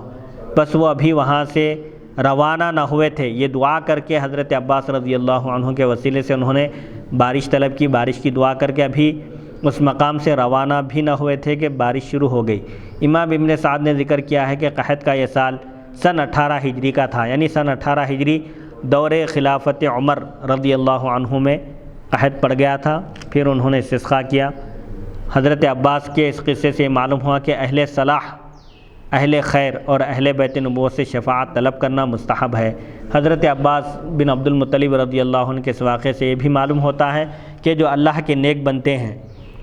اور متقی اور پرہیزگار ہیں، صالحین ہیں اور اہل بیت اطہار سے تعلق رکھتے ہیں، ان کے وسیلے سے شفاعت طلب کرنا، اللہ کی بارگاہ میں کسی چیز کو طلب کرنا مستحب ہے۔ اور اس حدیث میں حضرت عباس اور حضرت عمر رضی اللہ عنہما کی فضیلت بھی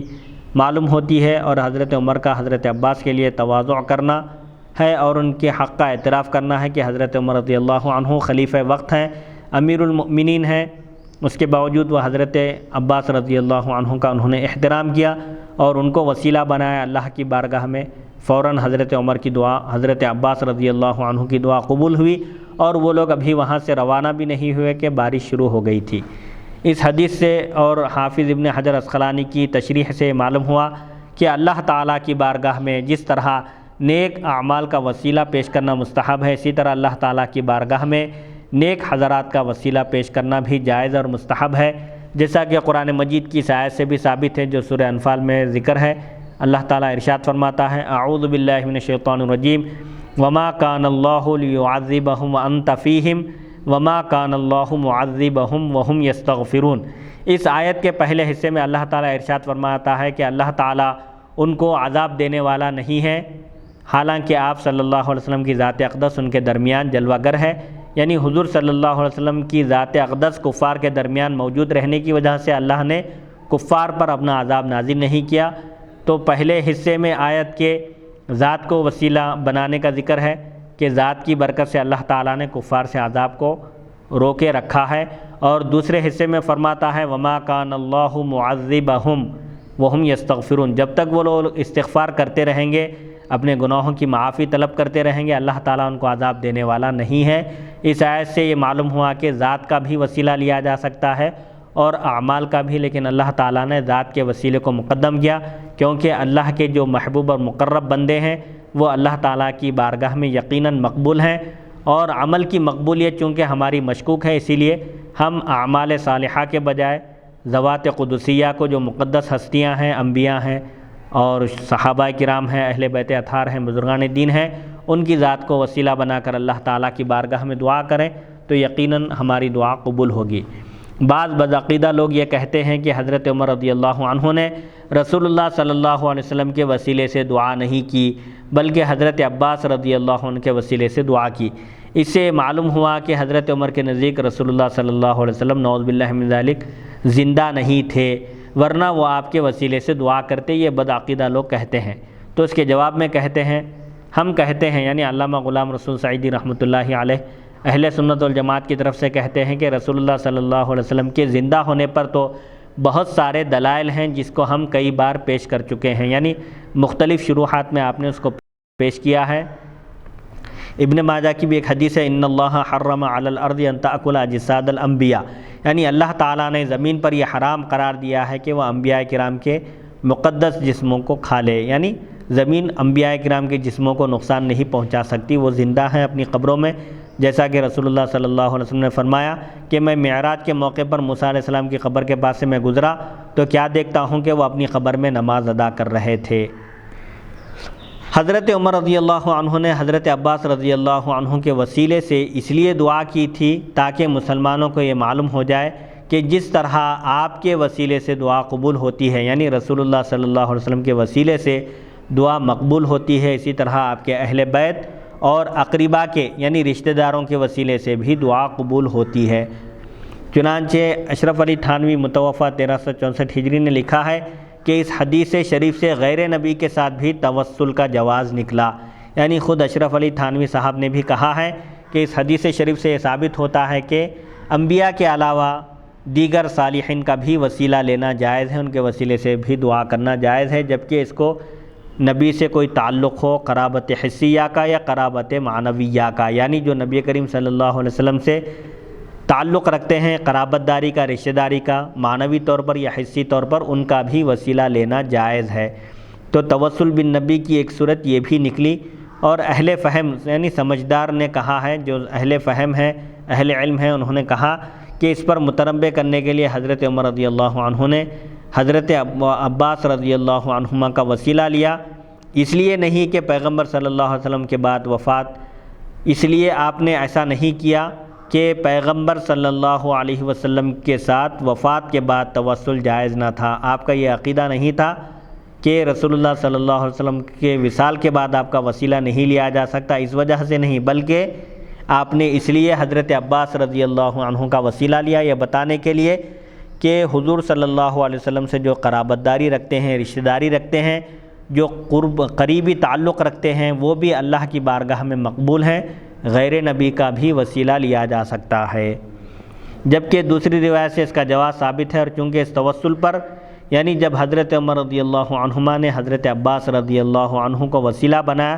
تو کسی صحابی نے انکار نہیں کیا، حضرت عمر رضی اللہ عنہ کے اس فعل کو غلط قرار نہیں دیا، اس لیے اس میں اجماع کے معنی بھی شامل ہو گئے، تمام صحابہ کا اتفاق ہے اس بات پر کہ غیر نبی کا بھی وسیلہ لینا جائز ہے۔ رسول اللہ صلی اللہ علیہ وسلم کے وصال کے بعد آپ سے مدد طلب کرنے کا ثبوت، رسول اللہ صلی اللہ علیہ وسلم کے زندہ ہونے پر، حیات ہونے پر یہ واضح دلیل ہے کہ حضرت بلال بن حارث مزنی آپ کی قبر انور پر گئے، یعنی آپ کے روضے پر حاضر ہوئے اور آپ سے خطاب کیا اور عرض کیا، یا رسول اللہ صلی اللہ علیہ وسلم اپنی امت کے لیے بارش طلب کیجئے کیونکہ وہ ہلاک ہو رہے ہیں۔ پھر خواب میں حضرت بلال بن حارث مزنی سے یہ کہا گیا کہ عمر کے پاس جاؤ اور ان سے میرا سلام کہو اور ان کو یہ بتاؤ کہ تم پر بارش ہوگی، تمہارے لیے عنقریب بارش ہوگی، اور ان سے کہو کہ تم فہم سے کام لو، سمجھداری سے کام لو، نرمی اختیار کرو۔ پھر حضرت بلال بن حارث رضی اللہ عنہ حضرت عمر کے پاس گئے اور انہیں یہ خبر دی تو حضرت عمر نے کہا، اے میرے رب، میں صرف اسی کام کو ترک کرتا ہوں جس سے میں عاجز ہوتا ہوں، یعنی جو کام میں نہیں کر سکتا بس اسی کام سے میں پیچھے ہٹتا ہوں۔ مصنف ابن ابی شیبہ حدیث نمبر 32665۔ امام بخاری رحمۃ اللہ علیہ نے بھی اس حدیث کا حوالہ دیا ہے۔ تاریخ کبیر 1254 جلد 7 صفحہ 182، کتاب الجرح والتعدیل 944۔ حافظ ابن کثیر نے اس حدیث کو امام بیہقی کی روایت سے بھی تفصیل سے ذکر کیا ہے۔ حدیث نمبر 1011، باب تحویل الرداء فی الاستسقاء، استسقاء میں چادر کو پلٹنے کا بیان۔ حدثنا اسحاق قال حدثنا وهب قال اخبرنا شعبۃ عن محمد بن ابی بکر عن عباد بن تمیم عن عبد اللہ بن زید ان النبی صلی اللہ علیہ وسلم استسقى فقلب رداءه۔ امام بخاری رحمۃ اللہ علیہ روایت کرتے ہیں، ہمیں اسحاق نے حدیث بیان کی، انہوں نے کہا ہمیں وہب نے حدیث بیان کی، انہوں نے کہا ہمیں شعبہ نے خبر دی محمد بن ابی بکر سے، وہ عباد بن تمیم سے، وہ عبداللہ بن زید رضی اللہ عنہ سے، بے شک نبی کریم صلی اللہ علیہ وسلم نے بارش کے لیے دعا فرمائی اور چادر کو پلٹا۔ اس حدیث کی تشریح صحیح بخاری حدیث نمبر 1005 میں گزر چکی۔ حدیث نمبر 1012، حدثنا علی بن عبداللہ قال حدثنا سفیان قال حدثنا عبداللہ بن ابی بکر انہ سمع عباد بن تمیم یحدث اباہ عن عمہ عبداللہ بن زید ان النبی صلی اللہ علیہ وسلم خرج الی المصلی فاستسقى فاستقبل القبلة وقلب رداءه وصلى ركعتين۔ قال ابو عبد الله كان ابن عيينة يقول هو صاحب الأذان ولكنه وهم لأن هذا عبد الله بن زيد بن عاصم المازني الأنصاري۔ امام بخاری رحمۃ اللہ علیہ روایت کرتے ہیں، ہمیں علی بن عبداللہ نے حدیث بیان کی، انہوں نے کہا ہمیں سفیان نے حدیث بیان کی، انہوں نے کہا ہمیں عبداللہ بن ابی بکر نے حدیث بیان کی، انہوں نے عباد بن تمیم سے سنا، وہ اپنے والد سے حدیث بیان کرتے ہیں، وہ اپنے چچا حضرت عبداللہ بن زید رضی اللہ عنہ سے بیان کرتے ہیں کہ نبی کریم صلی اللہ علیہ وسلم استسقاء کے لیے، بارش طلب کرنے کے لیے عیدگاہ کی طرف نکلے، پس آپ نے بارش طلب کی، بارش کے لیے دعا کی، قبلے کی طرف آپ نے رخ کیا اور چادر کو پلٹا اور 2 رکعت نماز ادا کی۔ ابو عبداللہ نے کہا ابن عیینہ یہ کہتے تھے کہ یہ عبداللہ بن زید صاحب الاذان ہے، اذان والے ہیں، لیکن یہ وہم ہے، ان کو وہم ہو گیا ہے کیونکہ یہ عبداللہ بن زید بن عاصم مازنی انصاری صحابی ہیں، یہ مؤذن نہیں ہیں۔ نماز استسقاء کے طریقے کے متعلق احادیث اور دیگر مسائل۔ علامہ بدر الدین محمود بن احمد عینی حنفی شارح بخاری صاحب عمدۃ القاری لکھتے ہیں، امام ابن حبان نے لکھا ہے کہ نبی کریم صلی اللہ علیہ وسلم کا نماز استسقاء پڑھنے کے لیے نکلنا رمضان 6 ہجری کا واقعہ تھا۔ اس حدیث میں یہ ذکر ہے کہ نبی کریم صلی اللہ علیہ وسلم نے بارش طلب کی، قبلے کی طرف اپنا رخ فرمایا اور 2 رکعت نماز ادا کی۔ سلسلے میں حسب ذیل مفصل احادیث موجود ہیں۔ حضرت ابن عباس رضی اللہ عنہما نے رسول اللہ صلی اللہ علیہ وسلم کی نماز استسقاء کے متعلق بتایا کہ رسول اللہ صلی اللہ علیہ وسلم گھر کے کام کاج کے کپڑے پہنے ہوئے عاجزی اور گڑ گڑا کر دعا کرتے ہوئے گھر سے نکلے، یعنی سادے لباس میں آپ اپنے گھر سے عیدگاہ کی طرف تشریف لے گئے، یہاں تک کہ آپ عیدگاہ کے پاس آئے، عیدگاہ پہنچے، پھر ممبر پر چڑھے اور تمہارے اس خطبے کی طرح خطبہ نہیں دیا، یعنی عیدین کے موقع پر جیسے خطبہ دیا جاتا ہے ویسے آپ نے خطبہ نہیں دیا، لیکن آپ مسلسل اللہ کی بارگاہ میں دعا کرتے رہے، گڑ گڑا کر دعا کرتے رہے اور تکبیر پڑھتے رہے، اللہ کی بڑائی اور بزرگی بیان کرتے رہے، پھر اس طرح 2 رکعت نماز پڑھائی جس طرح نماز عید پڑھائی جاتی ہے۔ سنن ابی داؤد حدیث نمبر 1165، سنن ترمذی، سنن نسائی، سنن ابن ماجہ، مسند احمد وغیرہ میں یہ حدیث موجود ہے۔ حضرت انس رضی اللہ عنہ بیان کرتے ہیں کہ رسول اللہ صلی اللہ علیہ وسلم بارش کی دعا کرتے تھے، پس انہوں نے ہاتھ بلند کیے اور اپنی ہتھیلیوں کو زمین کی جانب رکھا حتیٰ کہ میں نے آپ کے بغلوں کی سفیدی دیکھی، یعنی آپ صلی اللہ علیہ وسلم اپنے دونوں ہاتھ بلند کیا اللہ کی بارگاہ میں دعا کرنے کے لیے اور ہتھیلیوں کا رخ زمین کی طرف رکھا۔ حضور صلی اللہ علیہ وسلم نے اللہ تعالیٰ کی بارگاہ میں گریہ وزاری کی اور بارش کے لیے دعا کی۔ حضرت عائشہ رضی اللہ عنہا بیان کرتی ہیں کہ لوگوں نے رسول اللہ صلی اللہ علیہ وسلم سے یہ شکایت کی کہ بارش نہیں ہو رہی ہے اور قحط پڑ رہا ہے، تو رسول اللہ صلی اللہ علیہ وسلم نے عیدگاہ میں ممبر رکھنے کا حکم دیا اور لوگوں سے وعدہ کیا کہ آپ فلاں دن عیدگاہ جائیں۔ اچھا، لوگوں سے آپ نے وعدہ کر لیا کہ لوگ فلاں دن عیدگاہ کو پہنچ جائیں۔ حضرت عائشہ نے بیان کیا کہ پس رسول اللہ صلی اللہ علیہ وسلم اس وقت نکلے جب سورج کا کنارہ ظاہر ہو چکا تھا، یعنی سورج اچھی طرح واضح ہو چکا تھا، پس آپ ممبر پر تشریف فرما ہوئے، پھر رسول اللہ صلی اللہ علیہ وسلم نے اللہ اکبر پڑھا اور اللہ بزرگ و برتر کی تعریف کی، اس کی توصیف بیان کی، اس کی بڑائی اور بزرگی بیان کی۔ پھر فرمایا تم لوگوں نے اپنے شہروں کی قحط سالی کی اور بارش میں تاخیر کی شکایت کی ہے کہ شہر قحط سالی کا شکار ہو گئے اور بارش نہیں ہو رہی ہے، حالانکہ اللہ بزرگ و برتر نے تم کو یہ حکم دیا ہے کہ تم اللہ سے دعا کرو، اللہ کی بارگاہ میں رجوع ہو، اور تم سے اس نے یہ وعدہ کیا ہے کہ وہ تمہاری دعا قبول فرمائے گا۔ پھر آپ صلی اللہ علیہ وسلم نے تلاوت کی، قرآن مجید کی آیتیں تلاوت کی۔ تمام تعریفیں اللہ کے لیے ہے جو سارے جہانوں کا پالنہار ہے، پالنے والا ہے، حساب کے دن کا مالک ہے، روز جزا کا مالک ہے۔ اللہ کے سوا کوئی عبادت کا مستحق نہیں ہے، صرف اللہ ہی مستحق عبادت ہے۔ وہ جو ارادہ کرتا ہے اس کو کر گزرتا ہے، یعنی اللہ کے ارادے کو کوئی روکنے والا نہیں ہے، وہ جو چاہتا ہے کرتا ہے۔ اے اللہ تو اللہ ہے، تیرے سوا کوئی عبادت کا مستحق نہیں ہے، تو غنی ہے، تو بے نیاز ہے، اور ہم فقیر ہیں، محتاج ہیں، تیری بارگاہ کے ہم محتاج ہیں۔ تو ہم پر بارش نازل فرما، اور جو تو ہمارے لیے نازل کرے اس کو ہمارے لیے قوت اور ایک مدت تک زندہ رہنے کا ذریعہ بنا دے۔ پھر آپ صلی اللہ علیہ وسلم نے اپنے دونوں ہاتھ بلند کیے، اس قدر بلند کیے، ان کو بلند کیے رکھا یہاں تک کہ آپ کے بغلوں کی سفیدی ظاہر ہو گئی، یعنی آپ صلی اللہ علیہ وسلم جو نہایت حسین و جمیل تھے، آپ صلی اللہ علیہ وسلم کے بغلوں کی سفیدی ظاہر ہو گئی۔ پھر آپ صلی اللہ علیہ وسلم نے لوگوں کی طرف پیٹ کی اور اپنی چادر کو پلٹا، اور اس وقت آپ صلی اللہ علیہ وسلم اپنے ہاتھ بلند کیے ہوئے تھے۔ پھر آپ لوگوں کی طرف متوجہ ہوئے اور ممبر سے اتر کر 2 رکعت نماز پڑھائی۔ پھر اللہ نے اپنے اذن سے، اپنی اجازت سے ایک بادل پیدا کیا، یعنی اللہ نے حضور صلی اللہ علیہ وسلم کی دعا قبول کی اور ایک بادل پیدا کیا۔ وہ بادل کڑکا اور چمکا، پھر برسا۔ آپ ابھی اپنی مسجد تک نہیں پہنچے تھے کہ تمام نالے بہنے لگے۔ جب رسول اللہ صلی اللہ علیہ وسلم نے لوگوں کی اس جلدی کو دیکھا تو آپ مسکرانے لگے، یہاں تک کہ آپ کی داڑھیں یعنی آپ کے دندان مبارک نظر آنے لگے۔ پھر آپ صلی اللہ علیہ وسلم نے فرمایا بے شک اللہ تعالی ہر چیز پر قادر ہے، اور بے شک میں اللہ کا بندہ ہوں اور اس کا رسول ہوں۔ سنن ابی داؤد حدیث نمبر 1173۔ نماز استسقاء کا وقت وہی ہے جو عیدین کی نماز کا وقت ہے۔ نماز استسقاء کی پہلی رکعت میں سورہ اعلیٰ سبح اسم ربک الاعلیٰ پڑھے، اور دوسری رکعت میں حل اتاک حدیث الغاشیہ پڑھے اور اس میں بلند آواز سے قرات کرے۔ حدیث شریف میں ہے، عباد بن تمیم اپنے چچا رضی اللہ عنہ سے روایت کرتے ہیں کہ رسول اللہ صلی اللہ علیہ وسلم لوگوں کو نماز استسقاء پڑھانے کے لیے گئے۔ آپ نے ان کو 2 رکعت نماز پڑھائی اور ان میں بلند آواز سے قرات کی، قرات جہری کی۔ آپ اپنی چادر کو آپ نے پلٹا، طلب بارش کے لیے دعا کی اور قبلے کی طرف اپنا رخ فرمایا۔ سنن ابی داؤد حدیث نمبر 1161۔ امام اعظم ابو حنیفہ رحمۃ اللہ علیہ کے نزدیک صلاۃ استسقاء میں نماز سنت مسنونہ نہیں ہے، کیونکہ بہت ساری احادیث شریفہ میں ہے کہ آپ نے استسقاء میں صرف استغفار کیا اور دعا کی، نماز نہیں پڑھی۔ اور جن احادیث میں آپ کے نماز استسقاء پڑھنے کا ذکر ہے ان کا جواب یہ ہے کہ آپ نے کئی مرتبہ نماز پڑھی اور کئی مرتبہ نماز نہیں پڑھی، اور اس سے کسی فعل کا سنت مؤکدہ ہونا ثابت نہیں ہوتا۔ اس سے صرف یہ ثابت ہوتا ہے کہ استسقاء کے لیے نماز پڑھنا جائز ہے، اگر کوئی پڑھے تو درست ہے، لیکن نماز پڑھنا لازم نہیں ہے۔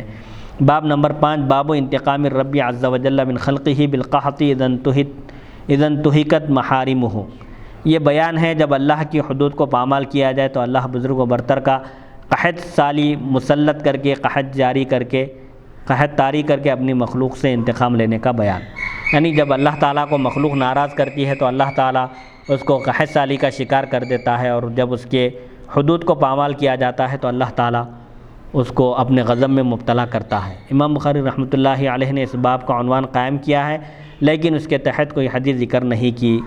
ممکن ہے کہ امام بخاری کو اس عنوان کے تحت اپنی شرط کے مطابق کوئی حدیث نہ ملی ہو، اور یہ بھی ہو سکتا ہے کہ کوئی ایسا مانع پیش آیا ہو کہ وہ اس باب کے مناسب کوئی حدیث نہ ذکر کر سکے ہوں۔ باب نمبر 6، باب الاستسقاء فی المسجد الجامع۔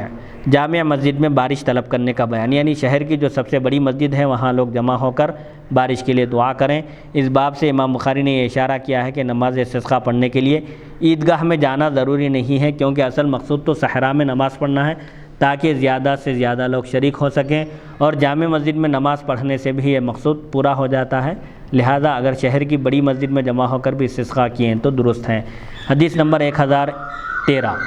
حدثنا محمد قال اخبرنا ابو ضمرة انس بن عياض قال حدثنا شريك بن عبد الله بن ابي نمر انه سمع انس بن مالك يذكر ان رجلا دخل يوم الجمعة من باب كان وجاه المنبر ورسول الله صلى الله عليه وسلم قائم يخطب فاستقبل رسول الله صلى الله عليه وسلم قائما فقال يا رسول الله هلكت المواشي وانقطعت السبل فادعوا الله يغيثنا قال فرفع رسول الله صلى الله عليه وسلم يديه فقال اللهم اسقنا اللهم اسقنا اللهم اسقنا قال انس ولا والله ما نرى في السماء من سحاب ولا قزعة ولا شيئا وما بيننا وبين سلع من بيت ولا دار قال فطلعت من ورائه سحابة مثل الترس فلما توسطت السماء انتشرت ثم امطرت قال والله ما رأينا الشمس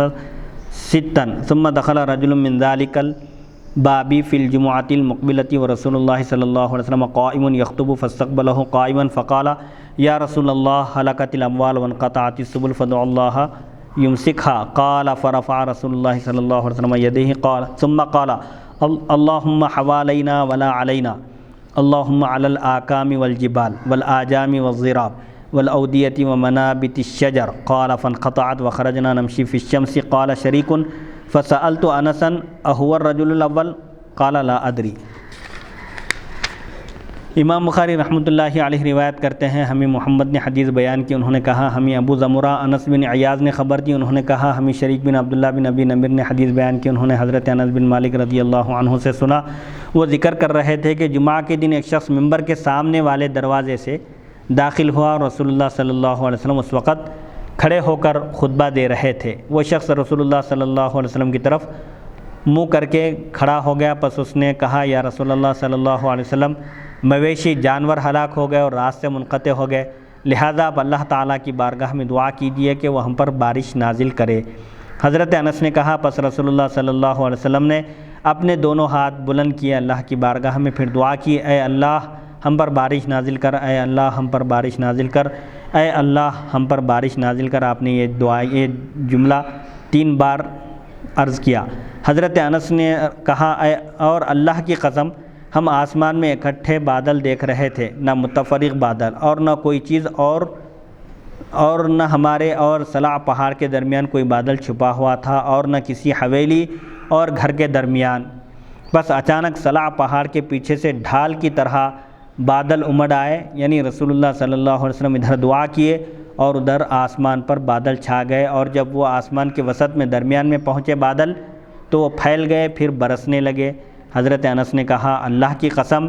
ہم نے 6 دن تک سورج نہیں دیکھا۔ رسول اللہ صلی اللہ علیہ وسلم نے جب اللہ کی بارگاہ میں دعا کی تو اتنی بارش ہوئی کہ مسلسل 6 دن تک بارش ہوتی رہی۔ پھر اگلے جمعہ کو، اس جمعہ کو جب آپ دعا فرمائے تھے تو آئندہ جمعہ تک بارش ہوتی رہی۔ اگلے جمعہ کو ایک شخص اسی دروازے سے جس دروازے سے پہلے جمعہ کو داخل ہوا تھا پچھلے جمعہ کو اور درخواست کیا تھا، اسی دروازے سے ایک شخص داخل ہوئے اور اس وقت رسول اللہ صلی اللہ علیہ وسلم کھڑے ہو کر آپ خطبہ دے رہے تھے، جمعہ کا خطبہ ارشاد فرما رہے تھے۔ پس وہ آپ صلی اللہ علیہ وسلم کی طرف رخ کر کے کھڑے ہو گئے اور کہنے لگے یا رسول اللہ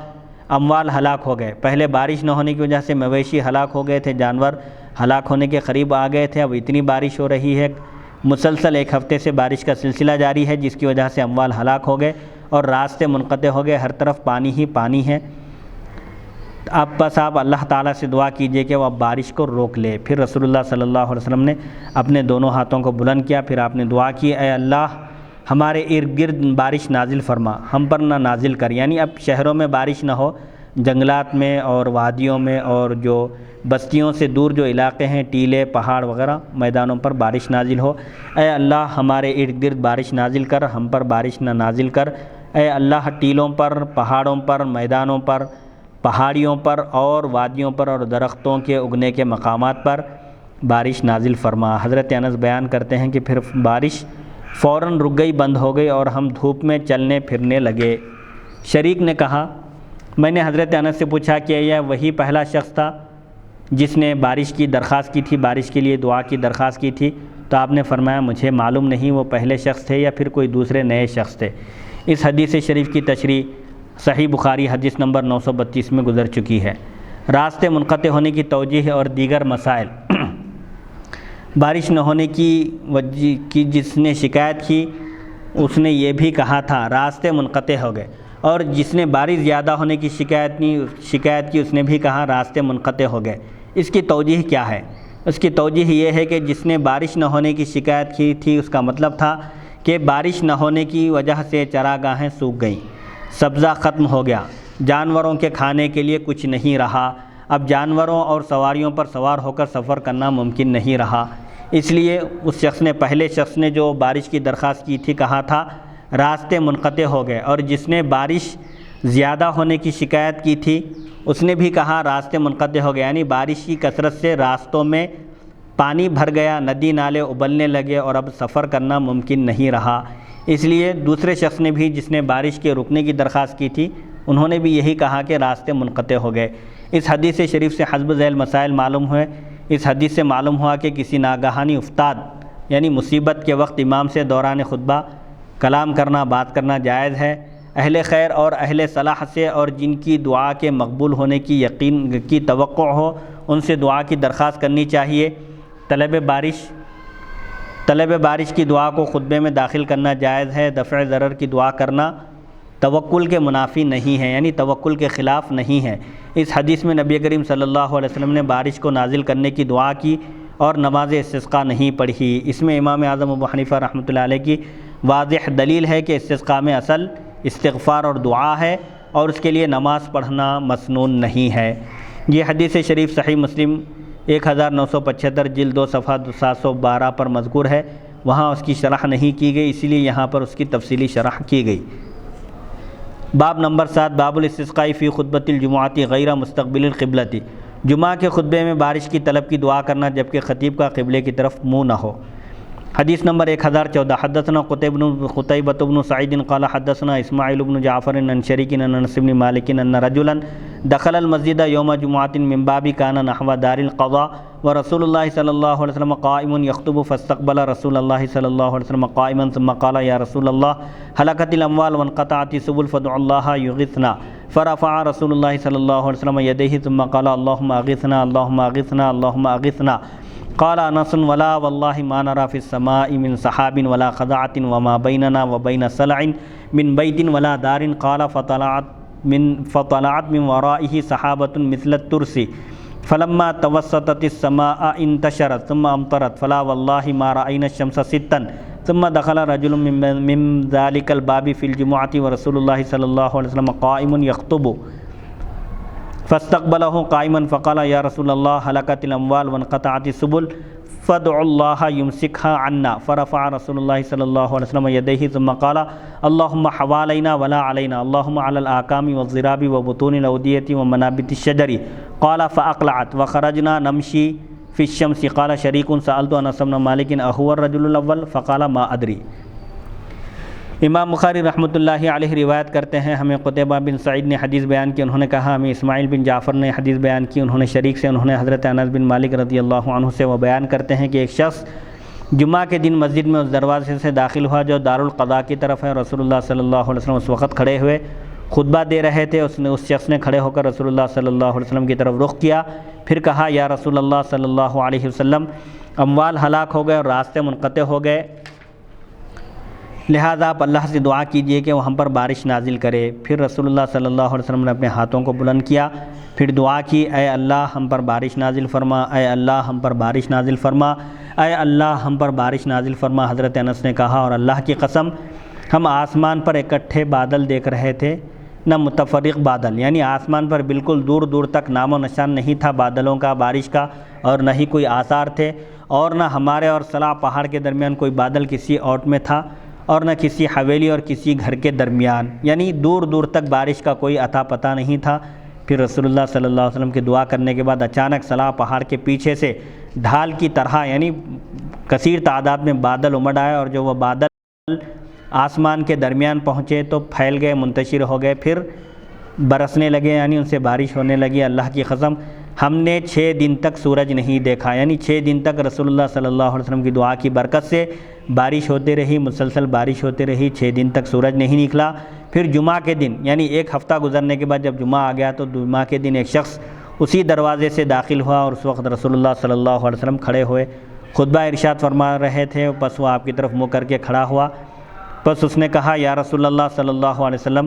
اموال ہلاک ہو گئے اور رات سے منقطع ہو گئے، بس آپ اللہ سے دعا کیجئے کہ وہ بارش کو ہم سے روک لے. پھر رسول اللہ صلی اللہ علیہ وسلم نے اپنے ہاتھوں کو بلند کیا، پھر دعا کی، اے اللہ ہمارے ارد گرد بارش نازل فرما، ہم پر نہ برسا. اے اللہ ٹیلوں پر اور پہاڑیوں پر اور وادیوں کے اندر اور درختوں کے اگنے کی جگہوں پر بارش برسا. حضرت انس نے کہا رسول اللہ صلی اللہ علیہ وسلم نے جب بارش کے رکنے کی دعا کی تو بارش رک گئی اور ہم دھوپ میں چلنے لگے، یعنی سورج نکلا، بارش رک گئی اور دھوپ اچھی طرح نکل گئی. شریک نے کہا، یعنی راوی حضرت انس سے شریک نے پوچھا، میں نے حضرت انس بن مالک سے پوچھا کیا یہ وہی پہلا شخص تھا جس نے بارش کی دعا کی درخواست کی تھی؟ پھر انہوں نے ہی بارش کے رکنے کی درخواست کی؟ تو حضرت انس نے کہا مجھے معلوم نہیں. اس حدیث کی تشریح کے لیے گزشتہ حدیث 1013 کا مطالعہ کریں. باب نمبر 8 باب الاستسقاء علی المنبر، ممبر پر بارش کی طلب کی دعا کرنے کا بیان. حدیث نمبر 1015 حدثنا مسدد قال حدثنا ابو عوانہ عن قتادہ عن انس قال بینما رسول اللہ صلی اللہ علیہ وسلم یخطب یوم الجمعۃ اذ جاء رجل فقال یا رسول اللہ قحط المطر فادعوا اللہ ان یسقینا فدعا فمطرنا فما کدنا ان نصل الی منازلنا فما زلنا نمطر الى الجمعۃ المقبلۃ قام فقام ذلك الرجل او غیره فقال یا رسول اللہ ادعوا اللہ ان یصرفه عنا فقال رسول اللہ صلی اللہ علیہ وسلم اللہم حوالینا ولا علینا قال فلقد رأیت الصحابہ یتقطع یمینا وشمالا یمطرون ولا یمطر اہل المدینۃ. ممبر پر بارش کی طلب کی دعا کرنے کا بیان. امام بخاری رحمۃ اللہ علیہ روایت کرتے ہیں، ہمیں مسدد نے بیان کیا، انہوں نے کہا ہمیں ابو عوانہ نے حدیث بیان کی قتادہ سے، وہ حضرت انس رضی اللہ عنہ سے، انہوں نے کہا جس وقت رسول اللہ صلی اللہ علیہ وسلم جمعہ کا خطبہ دے رہے تھے اچانک ایک شخص آیا، اس نے کہا یا رسول اللہ بارش کا قحط پڑ گیا، قحط سالی کا ہم شکار ہو گئے، بارش رک گئی، لہذا آپ اللہ تعالیٰ سے دعا کیجئے کہ وہ ہم پر بارش نازل کرے. سو آپ صلی اللہ علیہ وسلم نے دعا کی، ہم پر بارش نازل کی گئی، پس قریب نہ تھا کہ ہم اپنے گھروں کو پہنچتے، یعنی اتنی بارش ہونے لگی آپ کی دعا کی برکت سے کہ ہم گھروں کو نہ پہنچ سکے. سو اگلے جمعہ تک مسلسل بارش ہوتی رہی، ایک ہفتے تک بارش کا سلسلہ جاری رہا، کنٹینیو بارش ہوتی رہی. پھر وہی شخص کھڑے ہوئے یا دوسرے شخص اور انہوں نے عرض کیا یا رسول اللہ صلی اللہ علیہ وسلم آپ اللہ تعالیٰ سے دعا کیجئے کہ وہ اس بارش کو ہم سے دور کر دے. پس رسول اللہ صلی اللہ علیہ وسلم نے دعا کی اے اللہ ہمارے ارد گرد بارش برسا، ہم پر نہ برسا. حضرت انس رضی اللہ عنہ نے کہا پس میں نے تحقیق سے دیکھا، یعنی میں نے دیکھا کہ بادل برستے ہوئے دائیں بائیں پھٹ رہے تھے اور اہل مدینہ پر بارش نہیں ہو رہی تھی، یعنی بارش تو ہو رہی تھی لیکن ٹیلوں پر، پہاڑوں پر، اطراف و اکناف پر، بستیوں سے دور، آبادی سے دور بارش ہو رہی تھی اور لوگوں پر بارش نہیں ہو رہی تھی. یعنی رسول اللہ صلی اللہ علیہ وسلم کی دعا کی برکت سے بارش ہوئی، اتنی بارش ہوئی کہ ایک ہفتے تک بارش کا سلسلہ جاری رہا، لوگ اپنے گھروں کو نہ پہنچ سکے بارش کی کثرت کی وجہ سے. جب لوگوں نے دیکھا کہ مسلسل بارش ہو رہی ہے، 6 دن ہو گئے اور سورج نہیں نکلا، تو انہوں نے پھر رسول اللہ صلی اللہ علیہ وسلم سے درخواست کی بارش کے رکنے کی. تو آپ صلی اللہ علیہ وسلم نے بارش کے رکنے کی دعا فرمائی کہ اللہ تعالیٰ بارش کو ہم پر نہ برسا، اطراف و اکناف پر بارش برسا. اس حدیث شریف کی تشریح کے لیے بھی حدیث نمبر 1013 کا مطالعہ کریں، وہاں اس کی مکمل تشریح کی گئی ہے. انشاءاللہ اس نشست کا اس پر اختتام کیا جاتا ہے. حدیث نمبر 1013 میں اس حدیث کی مکمل تشریح کی گئی ہے. اب حدیث نمبر 1016 سے انشاءاللہ اگلی نشست میں ہم اس درس کا آغاز کریں گے. 1016 سے انشاءاللہ اگلی نشست میں اس کا آغاز کریں گے. اللہ تعالیٰ سے دعا ہے کہ وہ ہم کو سننے اور سنانے سے زیادہ احکام شریعت پر عمل کرنے کی توفیق عطا فرمائے اور مولانا امان اللہ صاحب کو صحت و عافیت عطا کرے، شفاء کلی عطا فرمائے اور صحت عاجلہ کاملہ عطا فرمائے اور ان کی جسمانی تمام بیماریوں کو دور فرما. اپنے حبیب پاک علیہ الصلوۃ والسلام کے صدقہ طفیل مولا تمام مسلمانوں کو شفاء کلی عطا فرما اور جو موجودہ وبا پھیلی ہوئی ہے سارے عالم کو اپنے لپیٹ میں لی ہوئی ہے مولا، اس بیماری کے مضر اثرات سے اور اس بیماری سے تمام دنیا والوں کو محفوظ و مأمون فرما. وصلی اللہ تعالی علی خیر خلقہ سیدنا محمد و آلہ و صحبہ اجمعین. الحمدللہ رب العالمین.